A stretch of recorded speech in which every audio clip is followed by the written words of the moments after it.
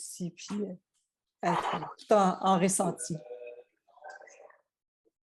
Bon, je vous propose peut-être de commencer. Il y a quelques personnes qui nous rejoindront, comme Thierry et Nadine, en cours de route. Ravi de vous accueillir, d'accueillir Marie-Pierre. Alors pour certains d'entre vous qui ne me connaissent pas, mais je pense que tout le monde me connaît, je suis Catherine Snyder, je suis la présidente de la SF Coach. Au travers du temps du bien, et comme disait, je crois, Laurence, et des conférences du temps du bien qu'on apporte depuis maintenant plusieurs années, l'idée c'est de créer du lien dans l'ouverture cette année. Et il y a eu plein de conférences avec des gens qui sont connus en France. Et moi, je connais Marie-Pierre depuis maintenant plusieurs années. Et on a eu l'occasion de travailler ensemble et de se découvrir en tant que coach, mais pas que.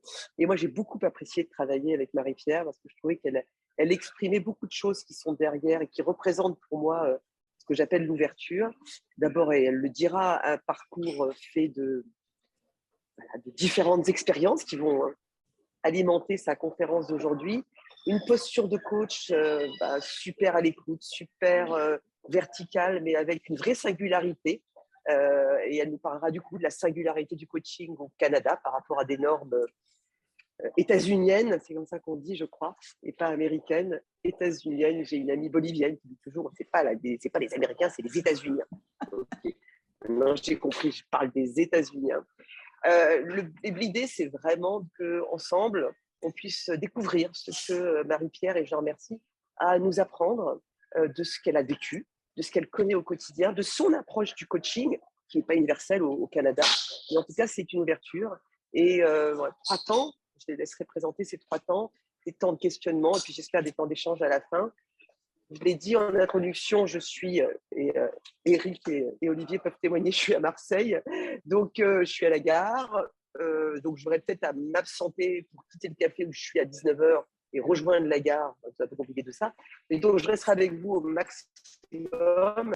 Je vais essayer de couper mon micro pour que les bruits aux alentours ne dérangent pas trop, mais en tout cas Marie-Pierre, ravie de t'avoir, vraiment pour moi c'est un grand moment, et aussi même si vous ne m'entendrez pas, je serai à vous écouter parce que j'ai vraiment envie d'entendre tout ce que Marie-Pierre a à nous dire. Et puis de toute façon, comme vous le savez, la conférence est enregistrée et elle sera donc en ligne dans les prochains jours si vous devez vous déconnecter. Marie-Pierre, la parole est à toi. Je déconnecte mon son pour que vous n'ayez pas les bruits de la machine à café et autres choses. Marie-Pierre, je te laisse la parole. Merci, Catherine. Merci pour cette gentille invitation. Je suis vraiment ravie d'être parmi vous. Quand on utilise les brise-glaces en coaching, des fois, je ne sais pas si vous le faites, mais moi, je demande aux gens, en puisant dans le vocabulaire de la météo, en un mot, dans quel état vous arrivez. Mais moi, je tricherais un peu, je dirais ensoleillé et venteux, parce que, bien sûr, je suis ravie d'être parmi vous, mais je vous avoue que je suis un peu fébrile et puis la journée a commencé sur des chapeaux de roue. Alors, je me présente devant vous bien simplement, sans prétention, pour partager en fait, la genèse de cette conférence, hein, ça remonte déjà au printemps dernier, Catherine, puis on avait parlé de cette belle thématique que vous avez de créer du lien, puis on a discuté un peu de faire des ponts peut-être entre l'Amérique justement et l'Europe, entre le Québec et la France. Par extension, il y avait toute cette notion peut-être de réfléchir à qui on est. Donc, de faire du sens, de créer du sens aussi, de se donner des points de repère en tant qu'humain et en tant que communauté de coach dans un monde qui est en transformation. De réfléchir aussi à toutes les expériences qui nous influencent, qui nous ont influencés, qui nous influencent encore, qui ont forgé peut-être nos valeurs, mais nos biais aussi. Alors, ce sera une occasion vraiment d'être peut-être dans la prise de conscience et puis dans le désir de se mettre en action, soit à titre personnel ou à titre de communauté de coach. Alors, c'est vraiment dans cet esprit-là que je vais partager des trucs avec vous. Et cette idée de partage ou de lien en 3 temps, il y avait l'idée de lien entre le passé, le présent, le futur. Donc, j'aurai une première partie où je vais ramener un peu en arrière dans l'histoire du Québec avec des phénomènes de société. Puis je vous amènerai quand même à faire le lien peut-être entre des choses ou avec des choses qui se sont passées chez vous.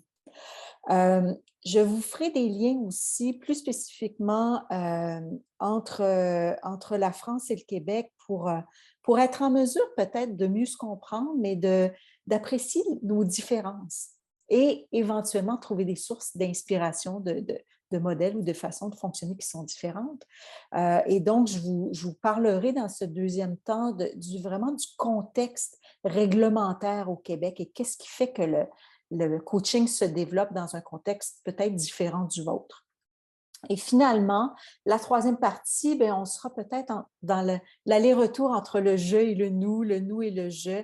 Plus spécifiquement, je vous parlerai de ma pratique de coach actuelle en 2022, presque 2023. Donc, ce sera teinté, bien sûr, de mes billets, de mes sujets favoris, mais je vous partagerai un petit peu comment ce sur quoi je bosse en ce moment. J'ai plusieurs idées de livres à vous présenter, donc ce qui m'inspire présentement. Et donc, la façon dont j'aimerais qu'on fonctionne, puisqu'on est à petit groupe, j'aimerais quand même que ça soit interactif. Donc, après chacune des trois parties, je vous laisserai peut-être 2 ou 3 minutes pour vous déposer à titre personnel. Je vais vous poser quelques questions, peut-être y répondre pour vous, laisser émerger des questionnements, des idées, des inspirations. Peut-être si vous avez une ou deux questions d'approfondissement, mais je ne voudrais pas trop y aller dans la philosophie parce que je voudrais qu'à la fin de la conférence, vous puissiez vous réunir par groupe de 4 personnes environ, peut-être selon le temps qui nous restera, 10 à 15 minutes, pour vraiment échanger, partager entre vous, puis ensuite on reviendra en plénière, partager encore une fois nos idées, nos inspirations, puis conclure la soirée pour vous de cette façon. Ça vous va comme programme? OK. Alors, on se lance. Je vais vous ramener pour la première partie au tournant des années 1960. Je vous ramène au siècle dernier, au millénaire dernier, les années 60 jusqu'au milieu des années 70 environ. Pour vous situer, moi, je suis née en 1969, donc on est un peu avant, un peu après ma naissance. Je vous laisse vous situer vous-même dans cette époque-là. Mais je vais vous parler de 3 mouvements de société qui ont été importants chez nous et vous essaierez de voir peut-être si vous avez eu des parallèles en France. Mais ce sont 3 phénomènes de société qui parlent d'identité, de liberté, d'autodétermination, d'autonomie, de responsabilisation, donc vraiment des thèmes qui nous sont chers en coaching, qui sont chers pour nous, pour nos clients. Et donc, je voulais qu'on essaie de réfléchir peut-être à comment des phénomènes de société peuvent influencer qui nous sommes et, comme coach et comme communauté. Alors, ces 3 phénomènes macro. Le premier a plus trait à la population, aux citoyens du Québec. Et là, je vous dis encore une fois en toute simplicité, je ne suis pas historienne, alors je vous donne les faits. On pourrait parler de tous ces phénomènes-là, évidemment, pendant des jours, là, mais je vous lance quelques idées juste pour faire émerger l'inspiration. Donc, pour les citoyens du Québec, on est dans les années 60, dans l'après-guerre, dans une époque qu'on a appelée la Grande Noirceur. Donc, on se remet dans le contexte où les citoyens québécois sont pour la plupart francophones. Il n'y a pas d'immigration encore ou très, très peu. Et les gens sont beaucoup, je dirais, entre guillemets, sous le joug de la religion, de l'État. Les Québécois francophones sont des petits travailleurs à bas salaire, mais qui sont embauchés par des grands patrons riches et anglophones. Donc, il y a beaucoup de clivages. Et en même temps que les gens vivent ça, ben, apparaît aux États-Unis le phénomène des hippies, le baby boom. On avait une chanson très populaire ici qui disait « C'est le début d'un temps nouveau. La Terre est à l'année zéro. La moitié des gens n'ont pas 30 ans. Les femmes font l'amour librement. » On en parlera tantôt.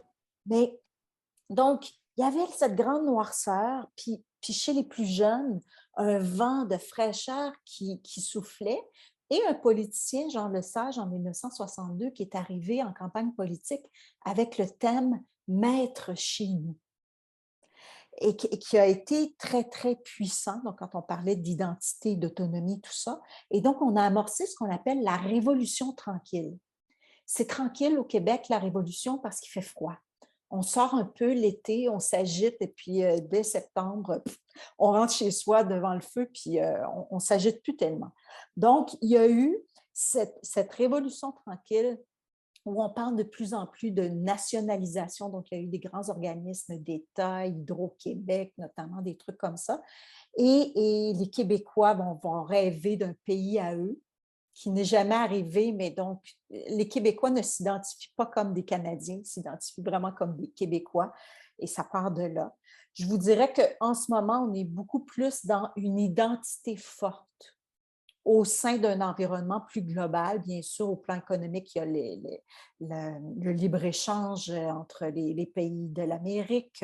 Moi, j'ai vécu comme présidente de l'Ordre des orthophonistes toutes les négociations pour la mobilité de la main-d'œuvre entre le Canada et l'Union européenne. Alors, on est beaucoup plus dans cet esprit global, mais avec une identité forte. Donc, un premier point très important. Parallèlement à tout ça, les femmes spécifiquement ont eu un désir d'autonomie, d'émancipation, de liberté. On se souvient que les femmes ont eu le droit de vote au Québec autour de 1940, je crois chez vous, 44, dans ces eaux-là. Après ou tout de suite pendant la Deuxième Guerre mondiale, la Seconde Guerre mondiale, les femmes ont eu accès au Québec au marché du travail. Les hommes étaient partis combattre outre-Atlantique, donc les femmes avaient beaucoup plus d'autonomie, de latitude dans la prise de décision. Et là, ben, quand la guerre s'est terminée, oups, on les a ramenés au chaudron. Ça a été le baby-boom. Au Québec, le baby-boom, c'est 1946 à 1965 environ. Et est arrivé le droit à la contraception au tournant de 1960. Et là, les femmes ont voulu se réapproprier aussi leur destinée. Il y a eu l'année de la femme en 1975. Il y a maintenant encore dans ce courant-là actuellement le hashtag MeToo, balance ton porc que vous avez vu, tout ça. Donc, ce courant de positionnement et d'émancipation de la femme qui est arrivé à peu près dans ces mêmes années-là, fin des années 60, début des années 70. Et tout ça a fait en sorte qu'il y a eu une révolution aussi en termes professionnels. C'est-à-dire qu'avant cette époque, il y avait environ 6 professions réglementées au Québec, des professions à prédominance masculine, qui étaient encadrées par des organisations, là, je pense au Collège des médecins, la Chambre des notaires, le Barreau du Québec pour les avocats, les ingénieurs et tout ça. Donc, au Québec, dans les villages, il y avait le curé, le médecin, le notaire, c'était les personnes sur lesquelles on s'appuyait et les personnes qui dictaient un peu les façons de se conduire. Mais le phénomène qui est arrivé après la Deuxième Guerre mondiale, c'est que la médecine a fait des progrès. Et donc, on avait beaucoup de blessés de guerre qu'on a sauvés comparativement à la Première Guerre mondiale, mais on a créé beaucoup de personnes vivant en situation de handicap. Et ça a mené l'essor des métiers ou du domaine de la réadaptation.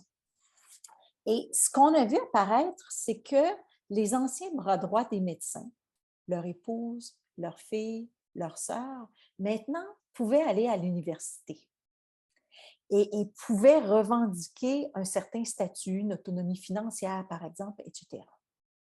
Et les hommes essayaient, certains, de garder la mainmise, ça les bousculait un peu, et notamment aussi qu'à l'Université de Montréal, à la faculté de médecine, il y avait le directeur qui était un homme lui-même, qui faisait un tri quand il recevait les demandes d'admission. Alors, systématiquement, quand c'est un garçon qui faisait une demande d'admission à la faculté, s'il voulait se diriger, par exemple, en réadaptation en physiothérapie, le bon docteur disait non, non, ça va être du gaspille, il ne pourra pas nourrir sa famille, donc on l'envoie directement en médecine, laissez passer. Et au contraire, quand ce sont des demoiselles qui demandaient pour entrer en médecine, bien, on se disait ça va faire une bonne orthophoniste, une bonne physiothérapeute, et on les envoyait dans des professions qui sont devenues largement féminines au point où même les garçons n'osaient plus. Même moi, quand je suis entrée à l'université là, en 90, on avait dans une classe de 50 orthophonistes, on avait un garçon parce que c'était pas un domaine qui était vraiment ouvert aux garçons.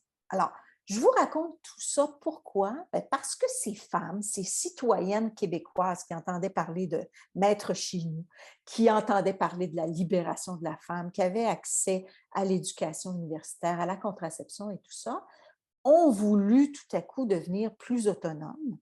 Et tous ces métiers de réadaptation et tous ces métiers de service ont voulu accéder à un statut professionnel au même titre que les médecins, les notaires, les avocats, etc. Et donc, après plusieurs années de revendications, au tournant des années 70, en 73 en fait, il y a eu une grande révolution avec l'établissement d'une loi cadre qui a créé le système professionnel québécois tel qu'il existe maintenant. C'est ce qu'on appelle le Code des professions.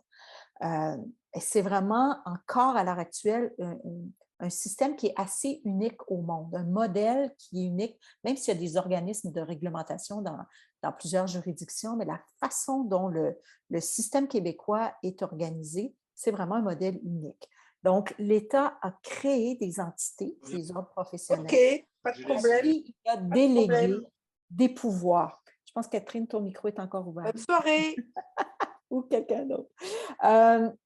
Et donc, encore aujourd'hui, je vous raconte tout ça parce que ce contexte de réglementation professionnelle a vraiment un impact sur la façon dont évolue le coaching ici aujourd'hui. Donc, à l'heure actuelle, en 2022, il y a 46 ordres québécois qui réglementent 55 professions, qui encadrent 55 professions. Ça constitue à peu près 400 000 travailleurs, 400 000 professionnels, soit 10 environ de la main-d'œuvre active au Québec. Et la majorité de ces professionnels-là, donc plus de 62 sont des femmes. Donc, ce sont des métiers qui sont plus payants, avec des conditions de travail meilleures. Ce sont souvent des professionnels qui vont requérir les services des coachs, éventuellement aussi devenir gestionnaire et devenir des coachs. Donc, il y a cette culture du milieu professionnel québécois qui est très encadrée, qui est très légale, qui est très normée, qui a donc un impact sur la façon dont s'exerce le coaching.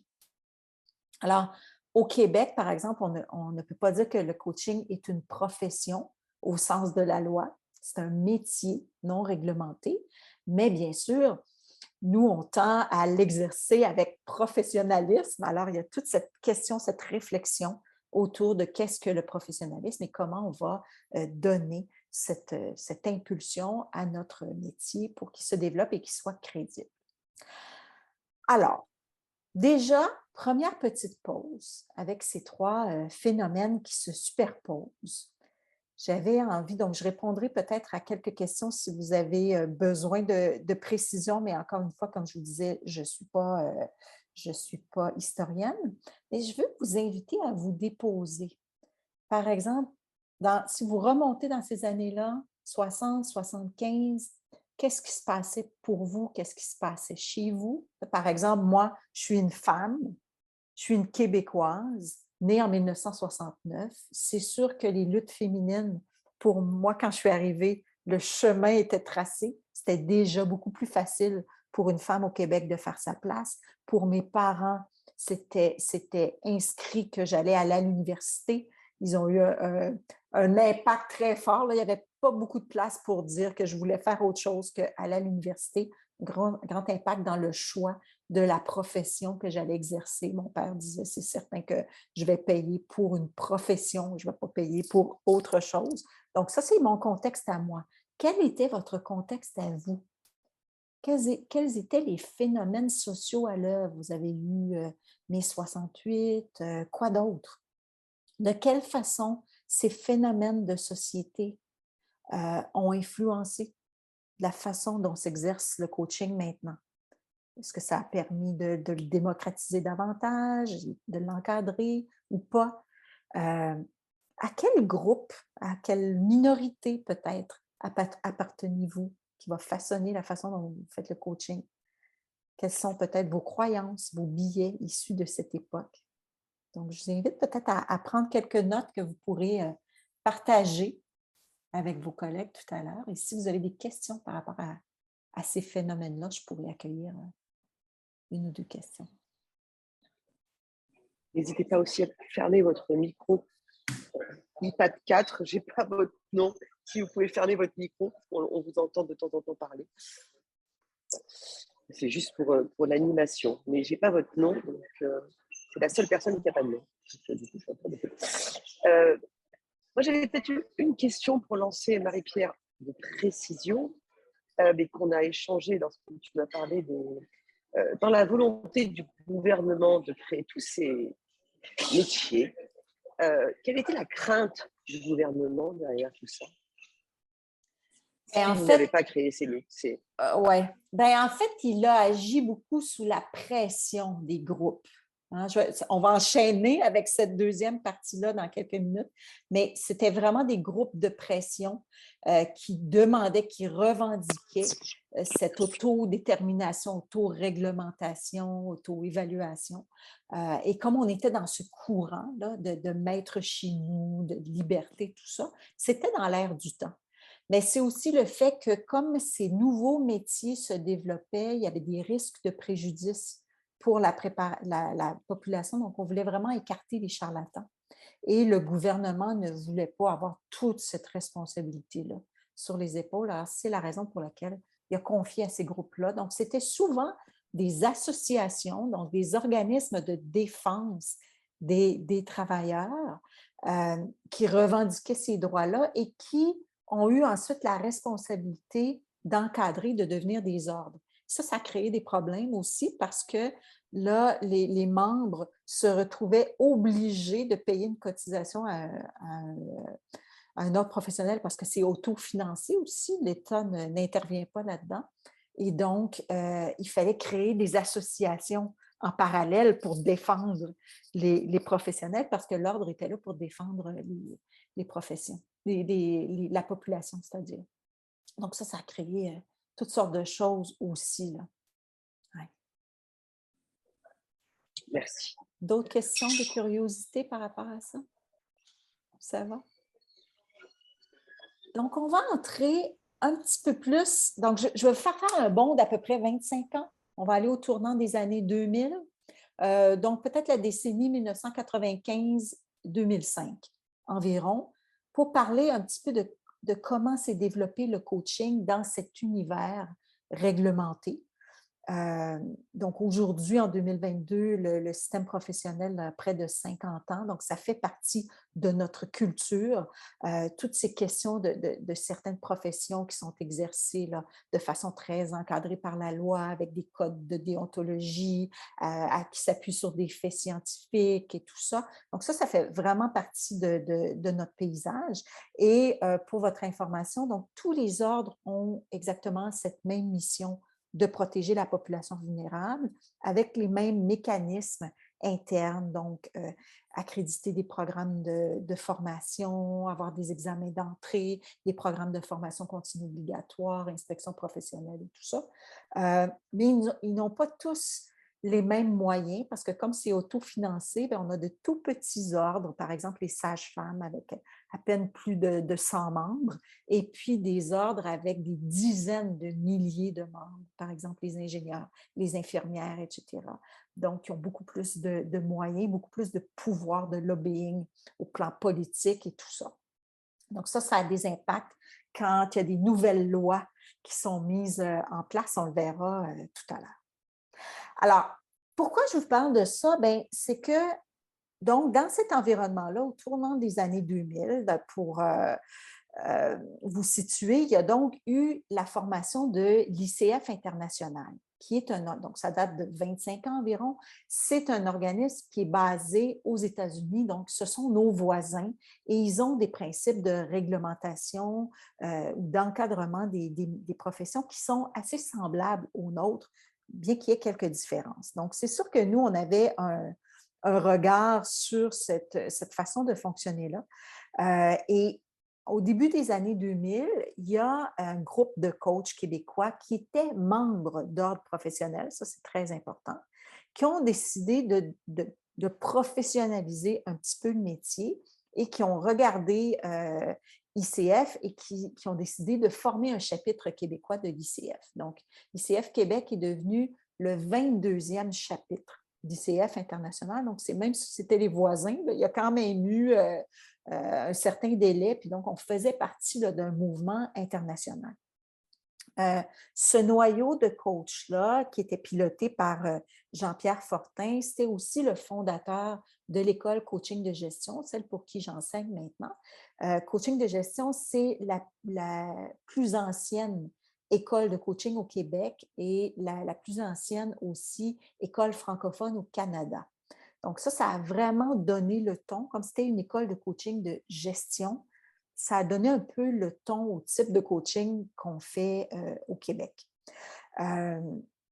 Et donc, on a eu ce chapitre d'ICF qui a donc un peu cette inspiration des ordres avec, comme je disais tantôt, accréditation des programmes de formation, un référentiel de compétences qui est appuyé par la science, obligation d'adhérer à un code de déontologie, des examens pratiques d'entrée, mais qui sont évalués par les pairs. Alors, il y a ce principe-là aussi dans les ordres professionnels qu'on est évalué par les pairs, programme de formation continue obligatoire, mécanisme de plainte pour le public et tout ça, possibilité de perdre sa certification si on ne respecte pas les règles. Donc, c'est vraiment des mécanismes qui sont assez semblables à ceux d'un ordre, mais sans en avoir les pouvoirs légaux. Et donc, c'est une adhésion volontaire. Et il y a un certain pourcentage des coachs québécois qui adhèrent à l'ICF et d'autres qui n'y adhèrent pas. Donc, au début, ICF Québec était presque exclusivement composé de coachs issus de l'école coaching de gestion. Donc, c'était assez monochrome comme style de coaching. À l'heure actuelle, il y a vraiment beaucoup de nouvelles écoles, beaucoup de nouvelles approches qui ont été accréditées au Québec par ICF, de sorte que, je vous dirais, c'est à peu près moitié-moitié maintenant dans ICF Québec, les coachs qui sont formés coaching de gestion et les coachs qui sont issus d'autres écoles et qui amènent des couleurs et un métissage très intéressant. En parallèle à ça, à ICF Québec qui s'est développé en 2002, il y a eu en 2006 la formation de SIC-PNL, donc une association spécifiquement pour les coachs, les PNListes, parce qu'au Québec, la plupart des écoles PNL ne sont pas reconnues par ICF. Donc, on a un certain nombre de coachs qui ont fait plus qu'une école et qui font partie d'ICF et qui sont certifiés, accrédités. Mais la plupart des coachs PNL se sont regroupés entre eux. Et ce qui fait qu'on a un clivage au Québec, donc entre les coachs certifiés et les coachs qui ne le sont pas. Là où ça s'est rejoint avec les ordres professionnels, c'est qu'en 2012, suite à des années, je dirais même des décennies de tractation des ordres, ça a commencé par les ordres du domaine de la santé physique qui voulaient avoir plus de pouvoir, avoir plus d'activités qui leur étaient réservées. Il y a eu une deuxième vague du côté de la santé mentale. Et donc, là, en 2012, il y a eu une loi, la loi 21, qui n'est pas, si vous suivez les nouvelles québécoises, ce n'est pas la loi 21 dont on parle en ce moment sur la laïcité et tout ça, mais en 2012, la loi 21, c'est celle qui réglemente la psychothérapie. L'exercice de la psychothérapie et l'utilisation du titre de psychothérapeute. Et la réglementation de tout ce volet-là a été confiée à l'Ordre des psychologues. À l'époque, comme présidente de l'Ordre des orthophonistes et audiologistes, on était impliqués dans l'établissement de ce projet de loi-là avec 8 autres ordres impliqués dans la santé psychologique. Et je peux vous dire que je ne connaissais pas le coaching à ce moment-là. Et je peux vous assurer que les coachs n'étaient pas invités à la table. L'idée en protégeant, donc il y avait une bonne intention de protéger la population vulnérable contre des charlatans potentiels qui se prétendaient psychothérapeutes, mais qui n'avaient pas nécessairement tout le bagage nécessaire pour exercer dans les règles de l'art. Mais l'effet pervers, je dirais, c'est qu'on voyait monter cette association de coachs qui se professionnalisaient et tout ça. Puis on voulait un peu les écarter du chemin parce que ça faisait de la concurrence. Alors, on leur a balancé entre les pattes les charlatans, toutes les personnes qui ne pouvaient pas s'appeler psychothérapeutes et qui, du jour au lendemain, se sont appropriés le terme de coach de vie. Alors, ce qui fait qu'au Québec, on va beaucoup parler des coachs. Les coachs certifiés vont beaucoup dire qu'ils vont traiter ou qu'ils vont accompagner des gens pour des problématiques professionnelles et personnelles, mais vont bannir le terme de coach de vie parce que chez nous, c'est beaucoup, beaucoup associé, à tort ou à raison. On ne peut pas mettre tous les gens dans le même panier, là, mais dans l'opinion publique, les coachs de vie, ce sont les charlatans, les gourous, les formateurs en développement personnel, ceux qui sont sur Facebook, Instagram, les money makers, etc. Là. Et donc, il y a vraiment ce clivage entre les coachs certifiés qui ont fait une formation accréditée et qui vont se joindre à ICF et les autres avec tout un registre de gens qui sont vraiment formidables jusqu'à des vrais charlatans. Donc, ça, c'est vraiment le portrait au Québec. Juste à titre indicatif, là, la loi 21 définit la psychothérapie et je vous lis la définition. Donc, c'est un traitement psychologique pour un trouble mental, pour des perturbations comportementales ou pour tout autre problème entraînant une souffrance ou une détresse psychologique. Ça, c'est vraiment la différence avec nous. Donc, quand on entre dans cette question de souffrance et de détresse psychologique, et la psychothérapie a pour but de favoriser chez le client des changements significatifs dans son fonctionnement cognitif, émotionnel, comportemental, dans son système interpersonnel, dans sa personnalité, dans son état de santé. Et on précise, ça c'est nous qui avions fait ajouter ça, ce traitement va au-delà d'une aide visant à faire face aux difficultés courantes ou d'un rapport de conseil ou de soutien. C'est bien indiqué que des métiers d'accompagnement tels que le coaching ne font pas de la psychothérapie. Alors, on établit bien cette démarcation-là. Par contre, je suis allée vérifier, il y a environ 1 heure sur le site de l'Ordre des psychologues, et bien qu'on mette cette définition de la psychothérapie qui est inscrite dans la loi, on dit aussi la psychothérapie est un traitement psychologique. Elle vise à provoquer des changements d'attitude, de comportement, de manière de penser ou de réagir chez une personne afin de lui permettre de mieux se sentir, de trouver des réponses à ses questions, de résoudre des problèmes, de faire des choix, de mieux se comprendre. Fait que la frontière est mince à certains endroits avec le coaching et donc il y a quand même des psychothérapeutes et des psychologues qui sont encadrés, appuyés par la loi, et les coachs qui sont dans une orbite autour, mais sans protection légale. Je vous dirais qu'en même temps, d'un certain côté, c'est un avantage parce que, bien sûr, notre profession, elle peut se développer. Et là, j'ai dit profession, je trahis mes intentions, mais notre métier il peut se métisser, il peut se développer, il peut prendre toutes sortes de nuances, alors qu'en général, les professions sont beaucoup plus, parce qu'elles sont encadrées, parce qu'il y a un petit peu un régime de terreur, ben, c'est plus difficile de modifier les pratiques, de les ajuster à ce qu'on va apprendre dans la science, parce qu'il faut toujours s'assurer qu'on n'entre pas dans le champ de un ou de l'autre, qu'on n'empiète pas sur des juridictions et tout ça. Et donc, ça crée beaucoup de tensions entre les ordres professionnels.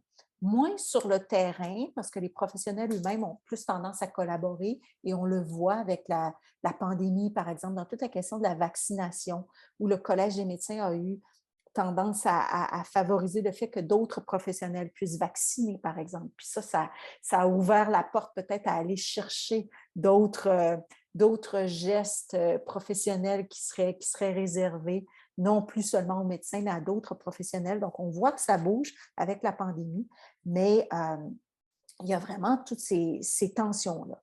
Donc, je vous dirais qu'à ce jour, au Québec, il n'y a pas d'intention de créer un ordre professionnel. D'une part, parce que l'Office des professions, l'organisme qui gère les ordres professionnels, en a plein les bras avec ses 46 ordres et ses tensions et ses lois et ses règlements. Euh, et puis parce que nous, les coachs, on est contents de ne pas avoir, puisqu'on fait partie d'une organisation qui se définit au plan international, puis qu'on a des liens entre nous, bien, on ne veut pas être obligé de se limiter puis d'être encadré. Donc, ça a un certain côté positif. Je vous dirais que si jamais il y avait des lobbies pour que les coachs québécois soient annexés à un ordre, parce que c'est de plus en plus ce qu'on voit. Il n'y a pas de création de nouveaux ordres, mais il y a des groupes qui sont annexés à des organisations déjà existantes. On n'irait certainement pas avec l'ordre des psychologues à cause des frictions dont je vous parlais tantôt. Mais par contre, il y a l'ordre des conseillers, des conseillères en ressources humaines agréées. Donc, les partenaires d'affaires RH qui parlent beaucoup, beaucoup, beaucoup du coaching et qui probablement seraient plus ouverts à nous faire une petite place. On voit beaucoup, beaucoup de ces partenaires RH en ce moment qui vont eux-mêmes faire des formations de coach et tout ça. Donc, il y a peut-être plus d'affinité de ce côté-là.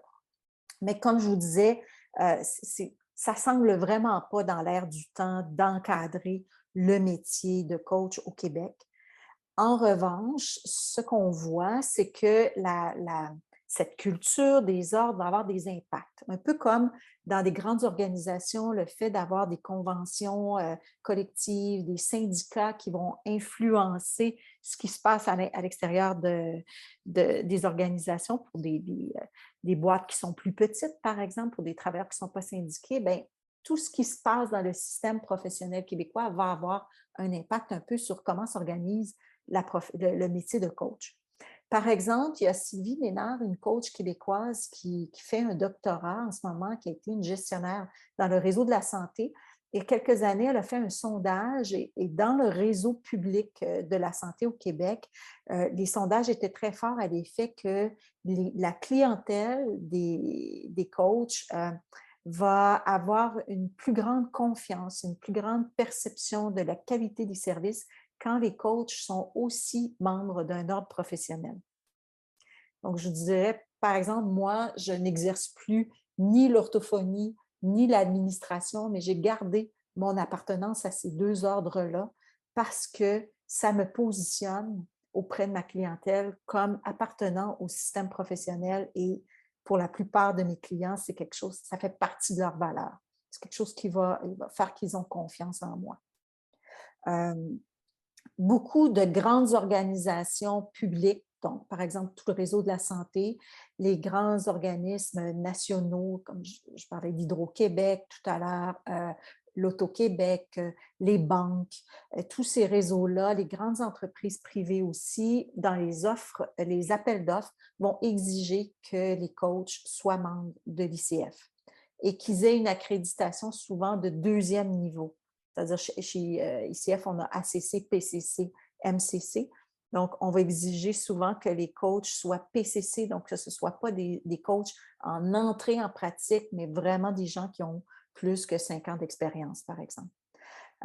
Donc, on voit que même si le métier n'est pas encadré, on voit qu'on va aller se tourner vers un organisme qui fonctionne un peu comme les ordres, puis on va essayer de se tourner vers des gens qui ont cette accréditation-là.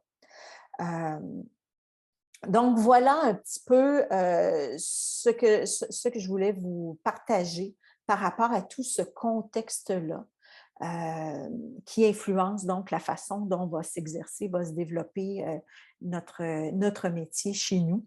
Et je vous invite donc à réfléchir, peut-être prendre 2 ou 3 minutes pour vous déposer. réfléchir au paysage associatif en France. Donc, vous avez plusieurs associations chez vous. Qu'est-ce qui fait que vous avez choisi la SF Coach en termes de valeurs et tout ça? Quel est l'impact chez vous d'avoir plus qu'une organisation? Quel est l'impact sur la reconnaissance de votre métier, sur la reconnaissance des coachs en particulier? Quel était votre background professionnel avant de devenir un coach? De quelle façon cet autre métier, cette autre profession influence ou colore la façon dont vous exercez le coaching, aux valeurs, par exemple, par rapport à l'éthique et tout ça?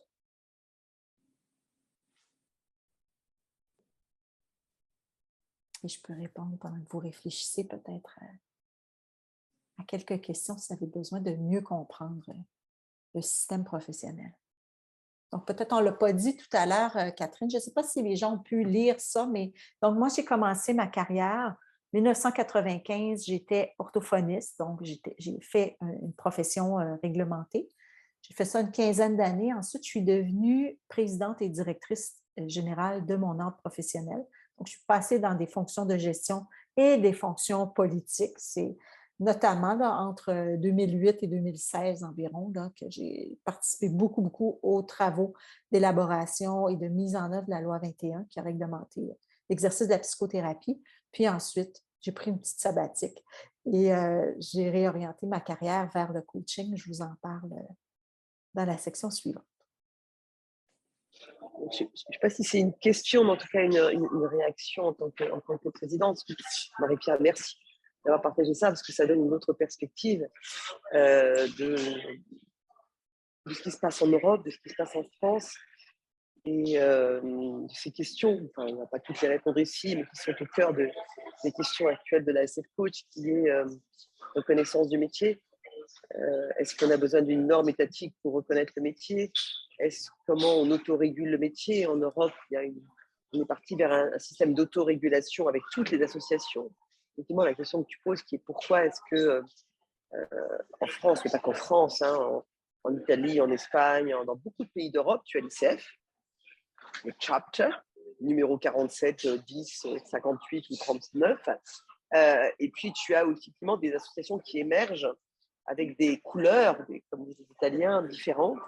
Qu'est-ce que ça dit? Qu'est-ce que ça parle de notre posture? Alors, on ne va pas répondre à la question aujourd'hui, c'est une évidence, mais en tout cas, c'est ce que tu disais tout à l'heure, c'est que les ordres créent beaucoup de normes et donc potentiellement de paralysie. L'autorégulation à travers l'ICF, on en a un petit peu moins. Et je dirais qu'en Europe, pour réagir, on a une étape encore plus loin parce qu'il y a la diversité européenne, il y a une multitude d'associations à différents niveaux. Hein. Enfin, je veux dire, SF Coach en est un exemple. Et à chacune en ayant leur collatore et notre couleur différente, qui est une autre façon et qui est, en tout cas, c'est vraiment de l'équilibre entre le besoin d'une norme pour protéger les charlatans et le besoin d'une liberté pour avancer et se remettre en cause. Vaste sujet. Voilà ce que j'avais envie de dire. Oui. Il y a toujours cette tension entre les deux pôles. Autre petite question avant que je regarde l'heure qui passe, avant que je passe à la troisième partie? On y va? Donc, cette troisième partie, je vous ramène aujourd'hui, en 2022, à ma pratique de coach et je vais un peu plus vous partager. Donc, c'est très personnel, mes centres d'intérêt, ma couleur un peu, vous allez voir ce sur quoi je me forme, ce à quoi je m'intéresse pour mieux soutenir ma clientèle. Donc, c'est très personnel et teinté de mes expériences passées comme orthophoniste qui rééduquait des cerveaux, comme présidente d'un ordre qui a travaillé beaucoup avec les questions légales et éthiques et tout ça. Et donc, je vous lance ça encore une fois en toute simplicité pour que vous puissiez voir si ça vous ressemble, si ça vous parle ou pas. Je veux prendre deux angles spécifiquement. Je veux revenir un petit peu sur les questions d'éthique et ensuite, je vous parlerai plutôt du côté scientifique. Ce que je voulais vous dire au niveau de l'éthique, c'est que Ben, premièrement, il y a beaucoup de confusion en français parce que en anglais, le Code of Ethics, c'est en français notre code de déontologie. Et souvent, les gens vont utiliser code d'éthique, code de déontologie, mais il y a vraiment une différence fondamentale. Là. La déontologie, ce sont vraiment les règles qu'on va se donner au sein d'un groupe pour baliser des comportements, alors que l'éthique, on est beaucoup plus en termes de réflexion, de sensibilité dans des situations où tout n'est pas balisé, où tout n'est pas noir ou blanc. Et donc, dans le système professionnel québécois, quand on parle beaucoup de déontologie, de code de déontologie. Les codes ont plus que 50 pages. C'est très, très, très balisé. Mais ce que ça va donner comme culture, ça va donner chez les professionnels, chez les jeunes professionnels, beaucoup d'anxiété et beaucoup de je peux ou je peux pas. Et je vais aller voir dans le code, est-ce que j'ai le droit de faire ça? Et si je ne peux pas ou si ce n'est pas écrit noir sur blanc, ben là, je suis complètement angoissée parce que je ne sais pas quoi faire, puis j'ai peur de me faire taper sous les doigts, je suis paralysée, j'ose pas dire, j'ose pas me faire voir.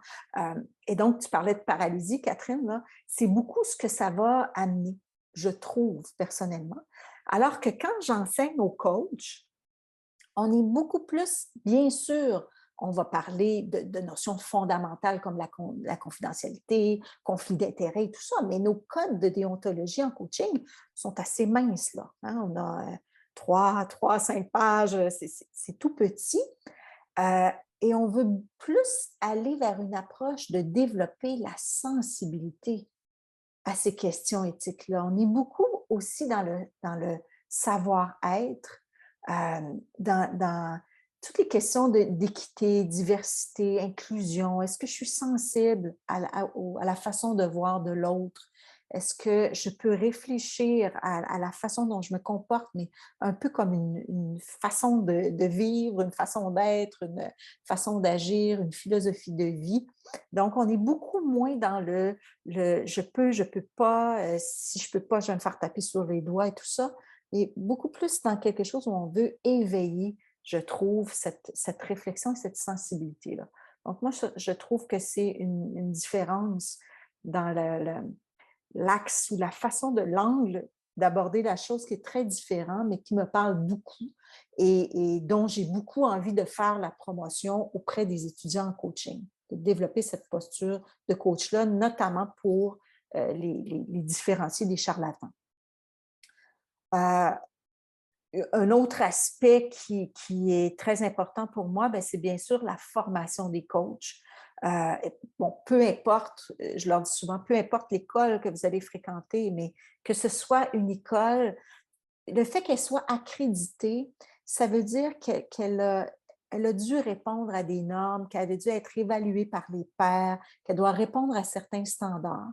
Et pour moi, à cause de mon passé d'orthophoniste et de président d'ordre, c'est sûr que c'est quelque chose qui me parle énormément. Et donc, pour moi, bien sûr, j'adore faire du coaching individuel, mais la formation, l'enseignement au coach prend une grande partie de ma tâche aussi, parce que pour moi, de les accompagner aussi en coaching mentoral vers le processus de certification. Et j'accompagne aussi des gens qui n'ont pas fait une école certifiée pour hausser ce niveau de professionnalisme-là. C'est quelque chose dans lequel je prends beaucoup de plaisir, mais qui aussi répond à des valeurs profondes chez moi. Donc, ça, c'est un peu la couleur que j'ai. Donc, et je trouve que le fait d'enseigner, je fais aussi des évaluations pour ICF, des évaluations des enregistrements de coaching pour la certification. Donc, ça m'oblige à me former, ça m'oblige à réfléchir, à remettre des choses en question et tout ça. Ça m'oblige, on sait que chez un adulte, hein, quand on explique quelque chose, c'est la meilleure façon d'apprendre. Quand on est challengé, quand on se fait poser des questions, ça oblige à remettre en question, à aller faire des recherches et tout ça. Et donc, c'est pour moi une voie idéale pour continuer toujours de me développer et de rester à l'affût des dernières tendances. Les tendances qui m'intéressent, c'est bien sûr les tendances qui ont attrait aux neurosciences, tout ce qui est lié à la recherche, neurosciences, bien sûr, pas pseudosciences, parce qu'on en a vu beaucoup, des pseudosciences pendant la pandémie, mais pour l'orthophoniste en moi, moi qui rééduquais des cerveaux abîmés, malades et tout ça, avec des gens qui n'avaient pas choisi de venir en réadaptation, mais de me retrouver avec des clients qui volontairement veulent entreprendre un processus de changement et qui, bon, apparemment n'ont pas de problème là, cognitif et tout ça. Je suis très intéressée à voir, mais qu'est-ce qu'on comprend du fonctionnement du cerveau, du comportement humain et qui pourrait influencer ma façon de coacher. Donc, le style de coaching de l'école de gestion est très puriste, c'est-à-dire qu'on est très appuyé sur les 8 compétences de ICF. On n'ajoute pas de techniques additionnelles avec une couleur particulière, si ce n'est vraiment la qualité de la présence, de l'écoute, les silences, les reflets, les questions puissantes, etc. Là, mais on est vraiment dans ce truc de base et on est plutôt porté à ajouter en formation continue différents éléments d'inciter les gens à continuer à se développer, à se garder à l'affût par rapport aux sciences, mais on ne va pas voir ces éléments-là dans la formation initiale. Chez nous, ce n'est pas pareil partout, mais chez nous, c'est ce qu'on fait. Donc, moi, je suis très intéressée dans une optique d'être une coach stratégique. J'entendais quelqu'un dernièrement qui faisait la différence entre un coach directif et un coach directionnel. Donc, il disait, le coach directif, c'est celui vraiment qui se prend pour l'expert, qui perd sa posture de coach à quelque part pour être plutôt un expert, un formateur, un enseignant, et qui va donner la direction et qui va mettre de côté toute la question d'autonomie, de responsabilisation. Tandis que le coach directif, c'est un coach qui est stratégique, qui va rester en hélicoptère, en haut et qui va être capable d'être inspiré, que ses questions, que ses interventions soient inspirées par tout ce qu'il sait du contexte. Alors, et qui va offrir ça au coach, au client, dans un partenariat, mais pas pour l'influencer, mais vraiment pour permettre peut-être l'émergence de prise de conscience. Donc, je vais beaucoup m'inspirer de la science dans ma pratique de coach à cet effet-là. Par exemple, je vous donne juste un exemple. On sait que dans les différentes zones du cerveau, en PNL, on va beaucoup calibrer si la personne utilise des mots, le VACOG, là, plus visuel, auditif, kinesthésique, etc. Mais il y a aussi tous les éléments où est-ce que le client est en train vraiment de parler à un niveau, il est très cérébral, là, il est très en distance, ou bien si son corps commence à parler, qu'il y a des rires, qu'il y a des soupirs et tout ça, bien, stratégiquement, je vais être mieux de rebondir sur l'émotion et les émotions physiques qui vont avoir un plus grand potentiel de favoriser une prise de conscience, plutôt que d'essayer de faire une belle question intellectuelle et tout ça qui va peut-être ramener le client dans son cerveau puis qui va faire perdre le fil. À l'opposé, quelqu'un qui arriverait dans le bureau submergé par les émotions, bien, ce que les neurosciences nous indiquent, c'est que si on y allait avec quelque chose, par exemple des mathématiques, bon, je sens que je te sens vraiment submergé. Si tu me disais là, les 3 émotions qui sont les plus présentes pour toi, bien, si ces émotions-là le faisaient 100%, quel pourcentage tu donnerais à chacune des émotions? Alors là, on part de quelqu'un qui est très submergé par ses émotions, on le ramène dans sa tête, puis tout à coup, oups, on va permettre à la personne de reprendre son aplomb, puis là, on va pouvoir faire émerger des choses. Donc, la science, elle nous renseigne sur la stratégie qu'on peut prendre à un moment ou à un autre avec un client pour lui permettre d'aller plus loin. Je pense, par exemple, à la distance qu'on peut faire prendre à certaines personnes quand on va utiliser le clean language, par exemple, des questions très neutres pour que ça soit un peu moins émotif, ou à Robert Dilts en PNL qui parle du coaching génératif, donc quelqu'un qui est peut-être submergé, encore une fois, qui n'arrive pas à trouver ses mots, on va lui faire utiliser plutôt des gestes pour permettre de libérer la parole.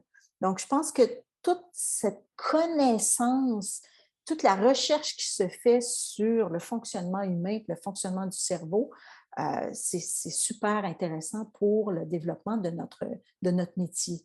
Tous ces liens entre les pensées, les émotions et les manifestations physiques, on sait maintenant, et ça, je l'ai beaucoup travaillé dans une formation comme professeur de yoga et méditation, mais on sait maintenant qu'on peut renverser l'état émotionnel, puis même la façon de penser de quelqu'un en modifiant sa façon de respirer, en modifiant sa posture, par exemple, pour faire cesser la réponse de stress, puis la sécrétion d'adrénaline et des cortisol, pour la remplacer par la sécrétion des antidépresseurs naturels, sérotonine, endorphine, ocytocine et tout ça, puis ramener la personne dans un état différent. Donc, je pense qu'on peut s'amuser, bien sûr, dans une posture éthique, avec les meilleures intentions du monde en étant au service du client, mais il y a des connaissances qu'on peut utiliser au-delà de l'écoute, le questionnement puissant et tout ça, qui peuvent nous aider à être plus efficaces. Donc, c'est sûrement des choses auxquelles je m'intéresse beaucoup.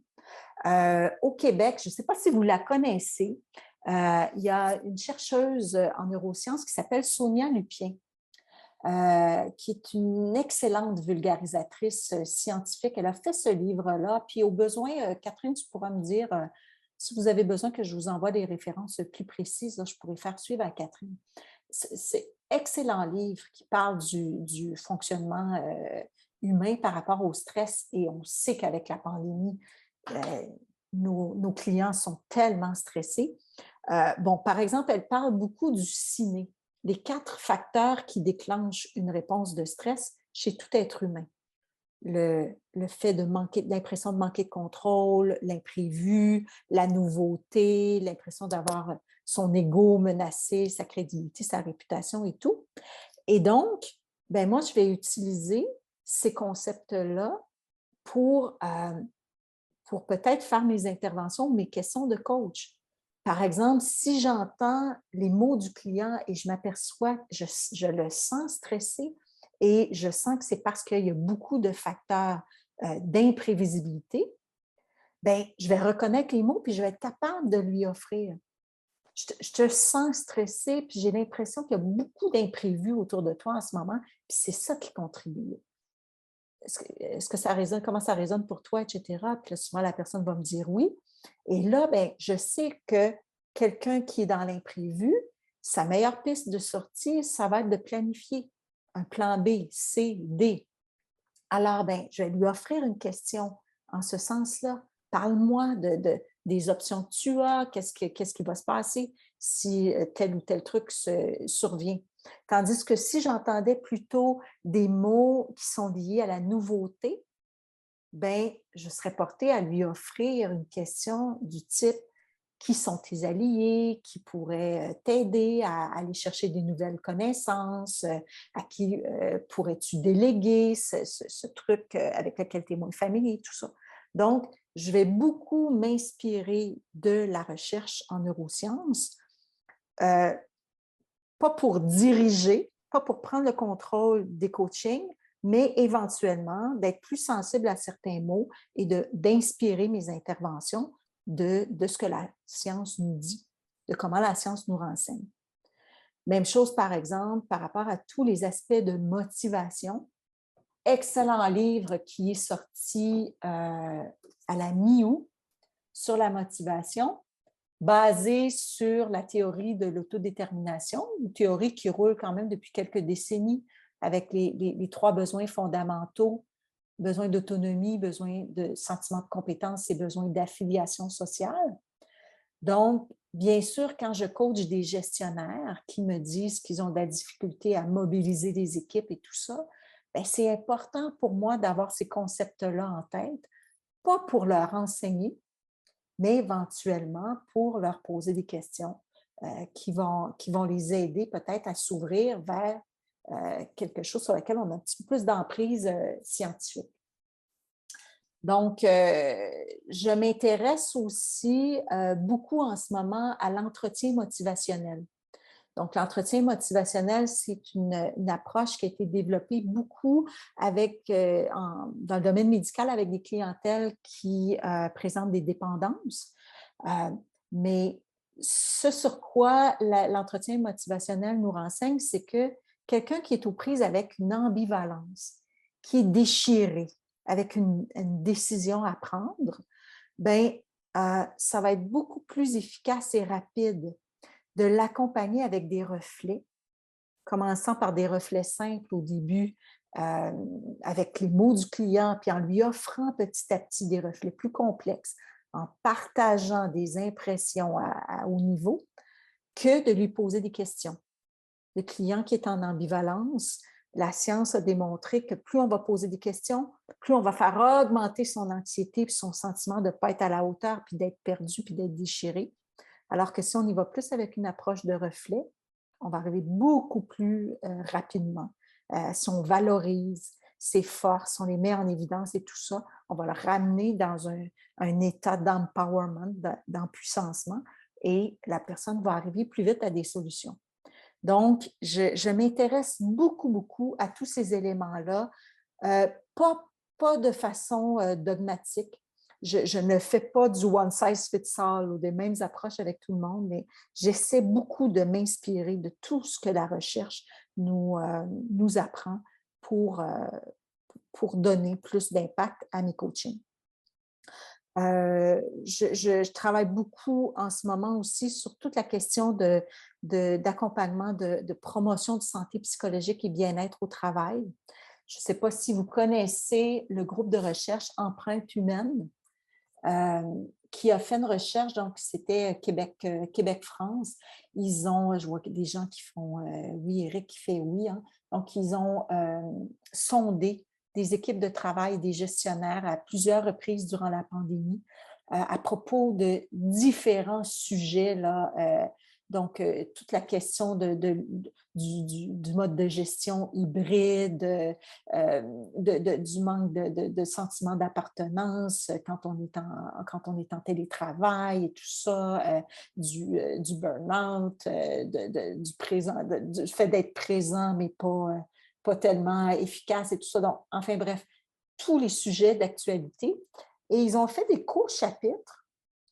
Et à la fin de chaque chapitre, à la fin de chaque thématique, ils ont donné des pistes très concrètes sur comment l'organisation pourrait agir face à cette situation-là, comment le gestionnaire pourrait agir et comment l'employé, le travailleur, pourrait aussi mettre des choses en place pour se développer en lien avec ces thèmes-là, ces thématiques qui sont très, très issues, dans le fond, qui ont émergé ou qui ont été catalysées avec la pandémie. Fait que ça, c'est encore une fois, quand je coach des gestionnaires, ben, si j'ai toutes ces recherches ou ces thématiques-là en tête, je suis plus capable de leur offrir des reflets. Donc là, dans le fond, ce que tu es en train de me dire, c'est tu me parles de telle thématique. Qu'est-ce que vous avez fait à propos de tel ou tel truc? C'est plus facile pour moi de trouver les bons mots, d'être inspirée rapidement dans l'instant parce que j'ai ces concepts-là et ces résultats de recherche récents en tête. C'est beaucoup la façon dont moi je travaille. Je fais beaucoup de groupes de co-développement professionnel aussi, très peu de coaching de groupe, plus ou moins à l'aise en coaching de groupe. Je préfère l'individuel et je ne fais pas du tout de coaching d'équipe à cause d'une expérience personnelle, d'une équipe qui a explosé vraiment durant un coaching. Je pense que, et encore une fois, là, c'est très, très personnel. Je sais qu'il y a des gens qui font des merveilleuses approches de coaching d'équipe, mais pour moi, l'équipe, c'est un terrain miné. C'est un terrain où il y a des conflits larvés, des tensions politiques et tout ça. Et j'ai de la difficulté à instaurer un climat de confiance et de sécurité au sein d'une équipe parce que moi-même, en tant qu'individu, je me sens peut-être pas tant en sécurité. Alors, moi, je fais beaucoup de co-développement professionnel avec l'approche paillettes-champagne. C'est une approche développée par des Québécois, mais qui a essaimé là, un peu partout dans le monde. C'est une approche qui est un peu un coaching par les pairs, qui va être facilité par un coach. Et donc, on va amener à travers 6 étapes structurées le groupe à résoudre des problèmes, à faire des prises de conscience et aussi à bénéficier du soutien les uns des autres. C'est une approche qui est reconnue donc par la science en ce moment comme étant une approche d'apprentissage agile, efficace, apprentissage dans l'action, dans l'instant. Et donc, j'ai beaucoup de plaisir, moi, plutôt en groupe de co-développement en ce moment qu'en coaching de groupe et d'équipe.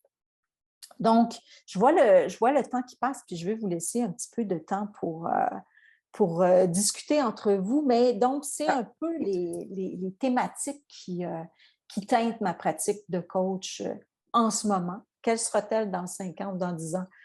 Reste à voir, mais je m'intéresse donc beaucoup, beaucoup à ces questions. Un grand merci, Marie-Pierre. J'ai réussi à me bouger jusqu'à la gare, mais vous ne voyez plus, parce que là, vraiment, le fond est pas passionnant, mais j'ai pu t'écouter. Un grand merci d'abord, et je vais vraiment laisser la place aux questions. On est SF Coach, on n'est pas ICF, mais je trouve ça super la façon dont tu as parlé de ce que l'ICF a fait au Canada en termes d'accompagnement, en termes d'accréditation. Et autant nous, à la SF Coach, l'accréditation, c'est quelque chose qui nous tient à cœur.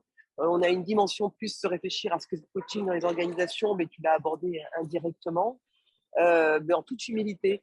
Et les neurosciences, on n'a pas pu le faire, mais on aura Hervé Glazel, qui est un neuroscientifique psychologue qui intervient plutôt chez les enfants dont je t'avais parlé, et je t'inviterai lorsqu'il fera sa conférence d'ici la fin d'année. Mais je trouve fabuleux ce que tu as dit, parce que finalement, tu parles de toi, tu parles des choses importantes, de formation, d'accréditation, de professionnalisation et d'accompagnement dans cette démarche. Et puis tu parles de toi, avec cette teinte québécoise. Alors, il n'y a pas que l'accent, il y a votre spécificité de l'histoire que tu nous as partagée. Et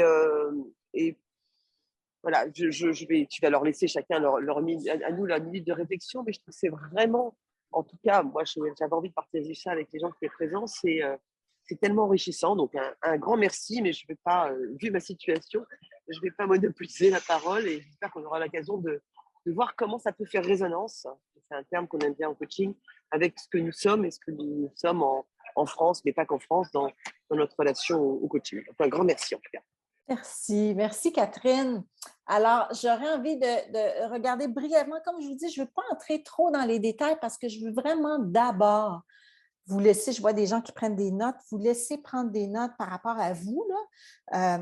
Quels sont actuellement vos centres d'intérêt comme coach, les sujets vraiment de prédilection? Comment vous définiriez votre couleur actuelle? Quelles sont peut-être les avenues que vous souhaitez développer, les couleurs que vous voulez, les nuances que vous souhaitez ajouter? Comment vous voyez le métier de coach se développer? Alors, si vous avez des questions spécifiquement par rapport à ce que j'ai dit, je peux répondre à quelques questions, mais j'aurais plutôt envie de vous envoyer en petits groupes discuter de ce que vous avez, de ce qui a émergé pour vous spécifiquement.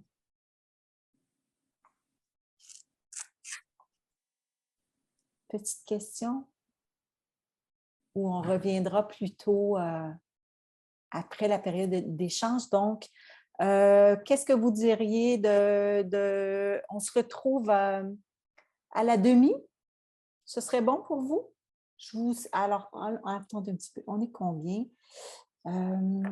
Juste Marie-Pierre? Oui, oui. Oui, il y avait juste une question qui avait été posée. C'était, pouvez-vous préciser ce que vous appelez les reflets?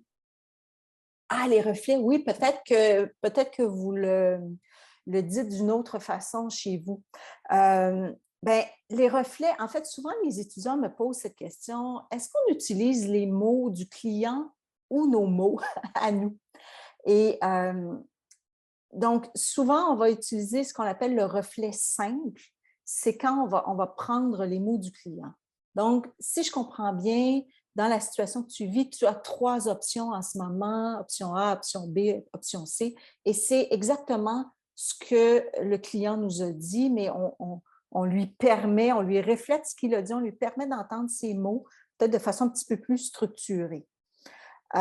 Si on va dans un reflet complexe, c'est-à-dire qu'on va parler de ce que le client a dit, mais on va ajouter nos mots ou un peu plus la perception qu'on a eue. Je vous donne un exemple. J'ai une directrice générale d'une organisation qui m'arrive en coaching le mois dernier, qui me dit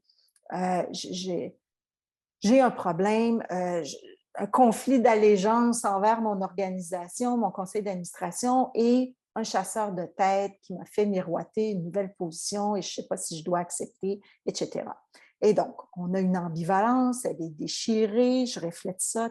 Donc, ce que je comprends aujourd'hui, tu veux éclaircir un petit peu, tu as une décision à prendre entre l'allégeance à ton conseil d'administration et accepter la proposition du chasseur de tête. Oui, c'est exactement ça. Donc, ça permet de se sentir compris, on parle des mêmes choses.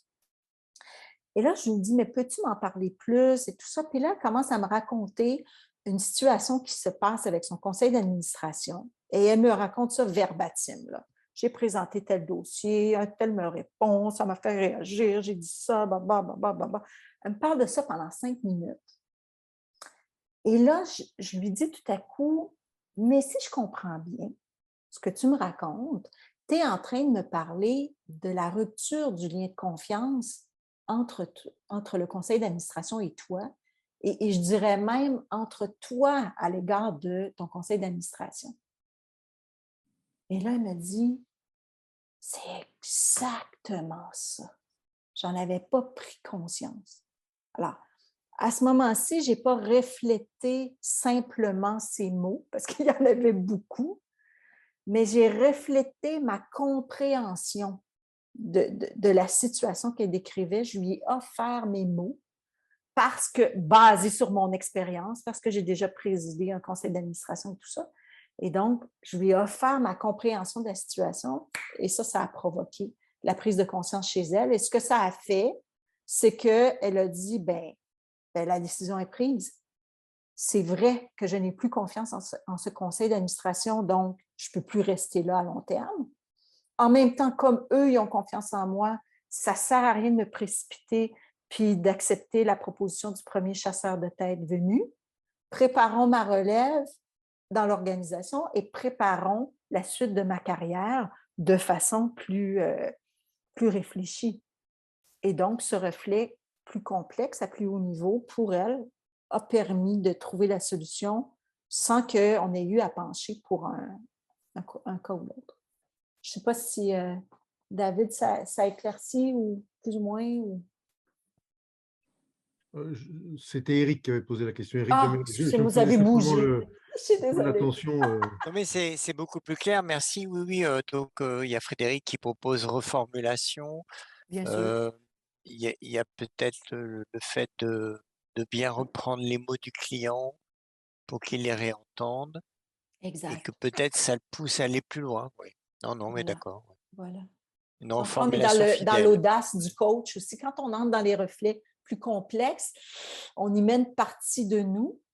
Donc, on n'est pas encore une fois, on n'est pas directif, on ne va pas imposer, mais on va partager quelque chose qui est monté, qui a un potentiel de susciter une prise de conscience. Mais on n'est pas attaché à ce qu'on partage. On l'offre tout simplement, puis le client prend ou pas ce qui fait son affaire dans ça.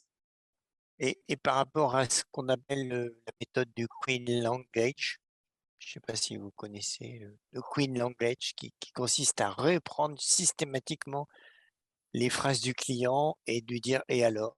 Ce qui est pas, moi je pratique pas ça, mais je sais qu'il y a des fervents admirateurs de cette méthode qui est particulière, je crois. Hein. Oui, comme je dis, moi je m'intéresse à plusieurs approches, mais pas de façon dogmatique. Dès que ça devient one size fits all, moi je me méfie énormément des recettes, mais j'aime bien comprendre pourquoi telle ou telle approche serait intéressante avec tel ou tel client, comment je peux avoir ces outils dans ma poche, dans l'arrière et éventuellement les utiliser. Oui. Je suis d'accord. Alors, qu'est-ce que vous diriez si je formais quelques groupes? Je vous envoie en sous-groupe et puis donc pour 15 à 20 minutes et puis je me promène dans les groupes. Je discute avec vous, puis après on revient pour pour quelques minutes pour partager nos apprentissages, nos prises de conscience, les idées émergentes, les questionnements, etc. Ça vous va? Alors, je sortais mes lunettes parce que la coquette en moi a mis ses lentilles, mais évidemment, je vois que dalle. Alors, je vais y aller, je pense que je vais y aller avec 3 groupes. Voilà. On va y aller comme ça.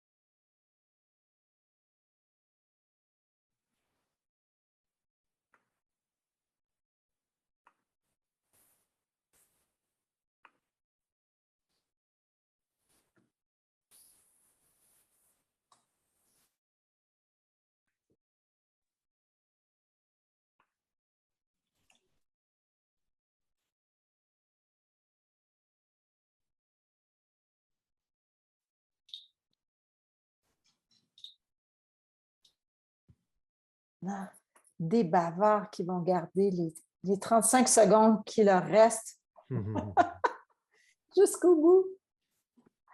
Bon, j'ai le soleil en pleine poire, j'essaie. Ouais, et pour voir ce qui est sur l'écran, c'est pas évident du coup. On a eu quelques jours de pluie, là, alors on sent Ah ouais, le une soleil. belle Il est lumière. quelle heure? Il est quelle heure? Il est presque 14 heures ici. D'accord.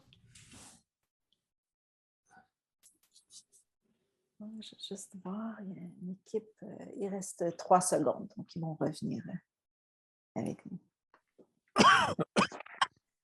Coucou tout le monde! Ça a fait du bien d'échanger entre vous. Donc, je ne veux pas vous retenir très, très longtemps, mais je voulais juste vous donner la possibilité, peut-être un petit tour de table, d'exprimer ce qui a vraiment émergé. Qu'est-ce qu'il y avait pour vous dans cette activité aujourd'hui, ce partage avec le Québec, ce partage entre vous en termes d'inspiration, de prise de conscience, d'idées, quelque chose que vous voulez insuffler à votre pratique ou de questionnement que vous voulez continuer à creuser.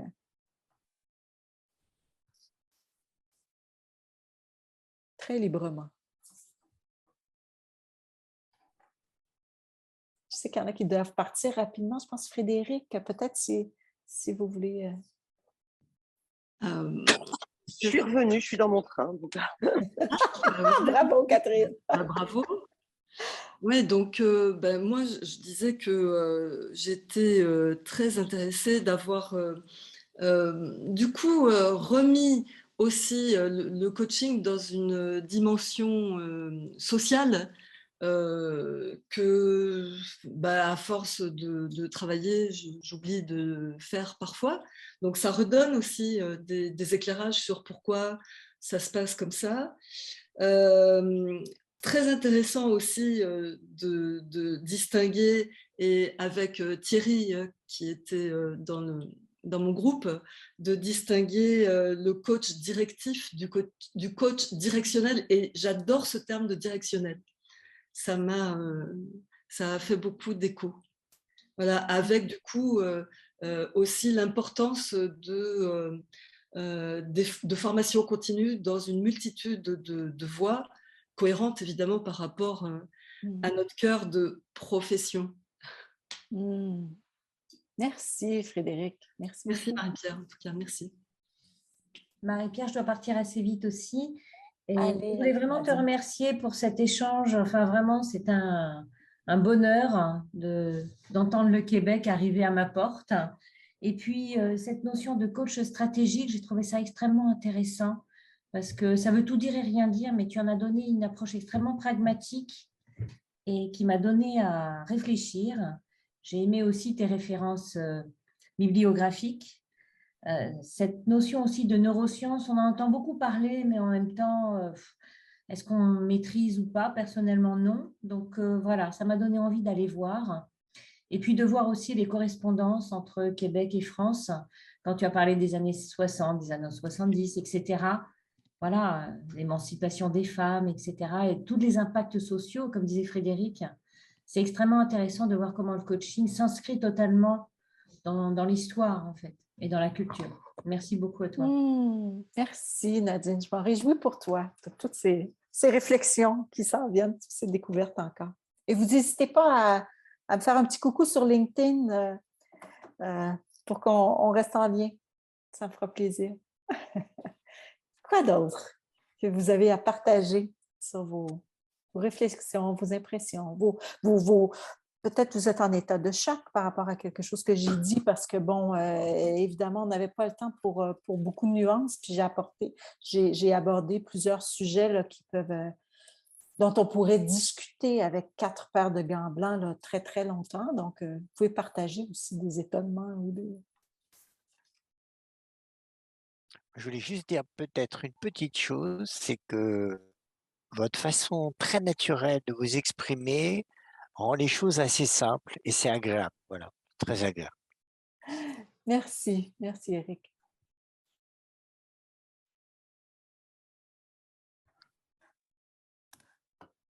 Moi, je voudrais juste rajouter que ça me rappelle combien ce métier est formidable.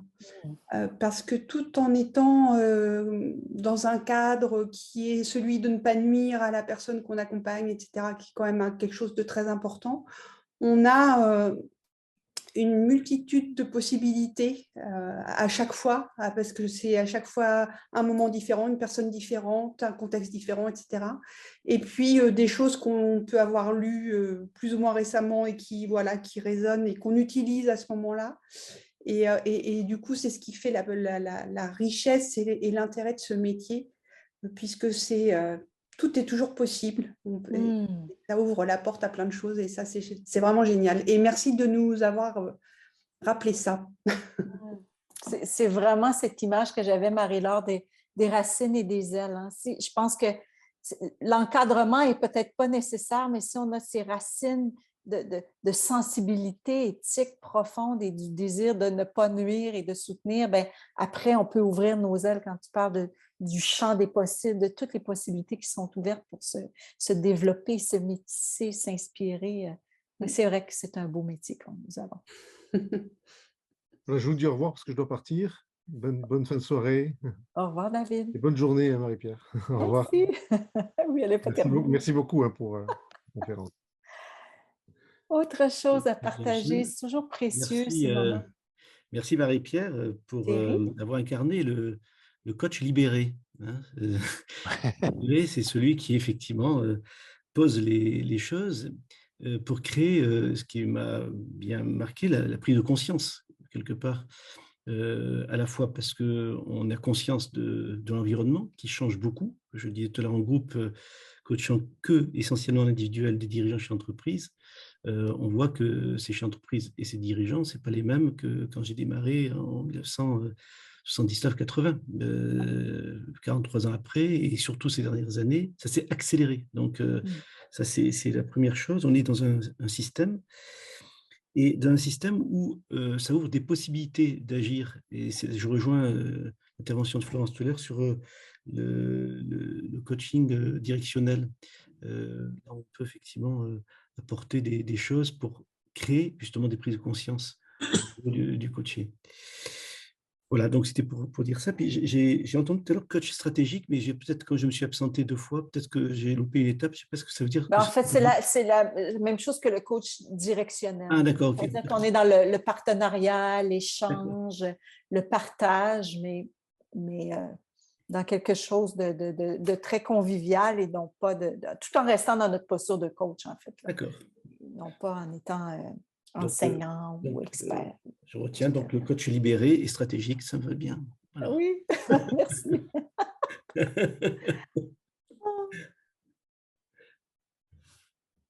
D'autres personnes qui ne se sont pas beaucoup exprimées, vous aimeriez partager quelque chose qui est monté? Moi, j'ai bien aimé aussi, j'ai bien aimé aussi la façon dont tu parles du métissage en fait des différentes possibilités qui s'offrent à nous.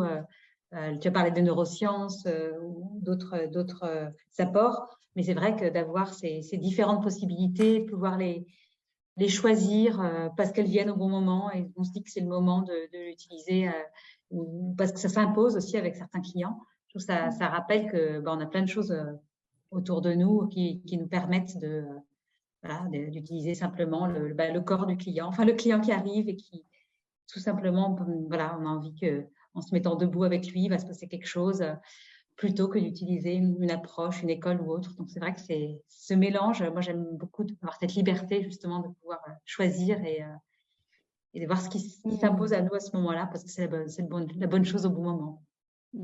C'est intéressant. C'est un grand privilège de pouvoir travailler de se donner cet espace-là. Ouais. Merci Guillemette pour le partage. Merci et merci à toi pour ce beau témoignage.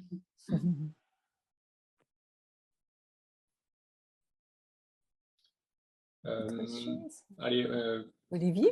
Oui, pour moi,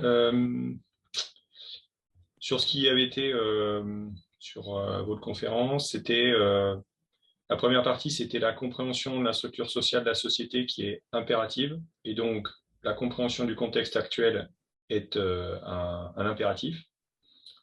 Sur la deuxième partie, on a partagé que c'est une inquiétude actuelle, aussi en France, sur le côté la recherche de la légitimité institutionnelle. Doit-on la chercher? Ne la recherchons-nous qu'avec nos clients?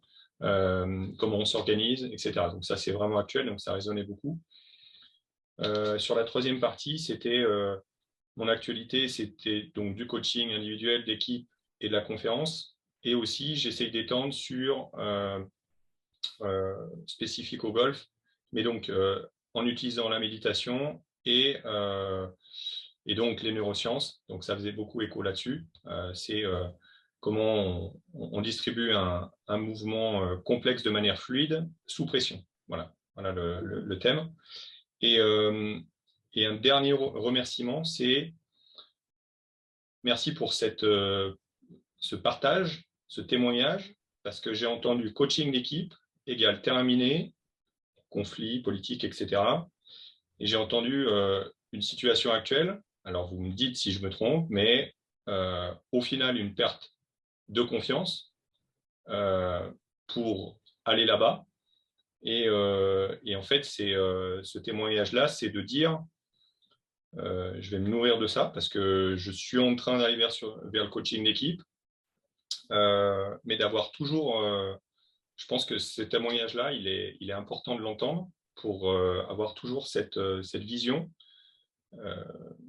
Concrètement, je n'ai pas envie d'arriver sur une perte totale de confiance, mais savoir que c'est possible et de bien faire attention à ça et d'être vraiment précautionneux. Donc voilà, merci pour ce témoignage sincère et voilà, cette mise à nu, entre guillemets. Ben, merci de votre sensibilité, Olivier. Je vois que vous avez très bien écouté parce que vous avez su retenir pour chaque partie, là, aller chercher l'essence de mes propos. Donc, merci beaucoup, beaucoup pour ce partage. Merci à vous. Alors, l'heure qui file. Quelqu'un d'autre veut exprimer? Je trouve ça précieux de vous entendre, de voir comment justement on tisse des liens, mais à différents niveaux, selon nos couleurs, on s'est rejoints de différentes façons.